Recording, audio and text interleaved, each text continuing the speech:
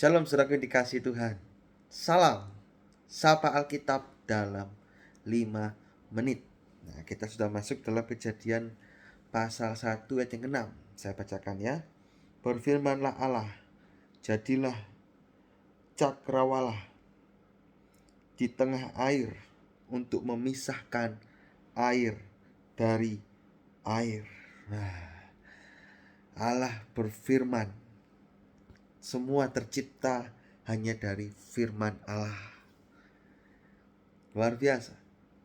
Jadilah cakrawala, dan cakrawala itu adalah jadi. Luar biasa saudaraku. Kalau kita bisa mengerti konsep ini, bahwa semua tercipta oleh firman Allah, maka kita akan begitu mengagumi, menyayangi, dan kita akan benar-benar ingin tenggelam dalam firman Tuhan. Karena firman Tuhan inilah kunci sukses perjalanan hidup kita. Nah, apa yang diciptakan di hari kedua ini, itulah cakrawala, dalam bahasa Inggrisnya firmament, atau dalam bahasa Ibrani itu rakiyah. Untuk apa cakrawala ini? Tujuannya untuk memisahkan air dari air. Jadi bumi pada mulanya itu adalah air, semuanya itu air. Dan cakrawala ini merupakan garis pandang untuk memisahkan permukaan bumi dengan langit. Nah, jadi dipisahkan air. Kalau di ayat selanjutnya nanti kita akan melihat air yang di atas dengan air yang di bawah. Nah, kenapa kok ada cakrawala untuk memisahkan air dengan air? Nah, dari awal Allah itu ingin adanya ketegasan. Tidak ada yang namanya daerah abu-abu. Selalu ada ketegasan, ada perbedaan, tidak boleh dicampur aduk. Nah, cakrawala itu tugasnya untuk memisahkan air dengan air. Bagaimana hidup kita? Bagaimana saudara? Apakah kita punya cakrawala rohani?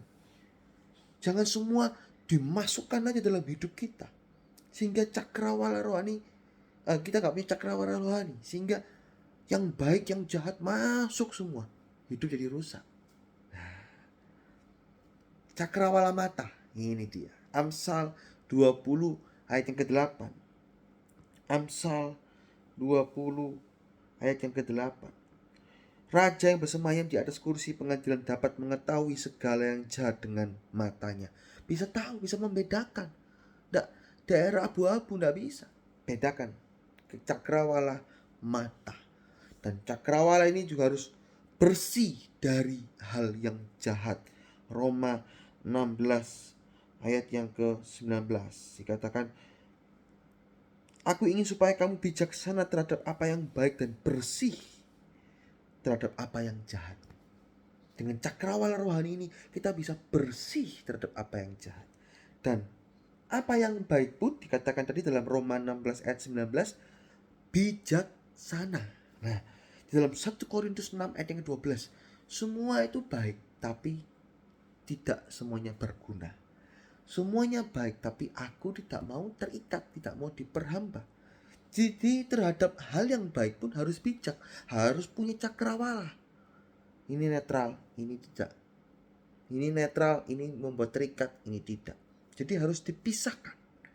Jangan kita hidup sembarangan tanpa cakrawala rohani, sehingga membuat hidup jadi rusak, diombang-ambing oleh angin pengajaran yang aneh-aneh, juga hidup jadi penuh dengan dosa-dosa.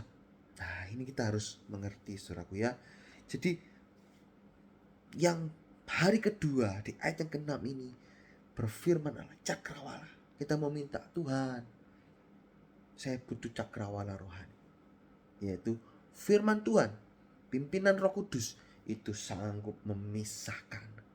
Ingat ya, tidak ada daerah abu-abu, tidak boleh dicampur aduk, semua harus jelas, boleh atau tidak. Jangan sampai, oh itu tergantung, kalau ini enak buat daging, buat aku kerjakan. Walaupun firman Tuhan bilang tidak, jangan. Kalau firman Tuhan bilang tidak, kita harus katakan tidak. Shalom, puji Tuhan, Tuhan Yesus memberkati. Salam, milikilah cakrawala rohani. Puji Tuhan.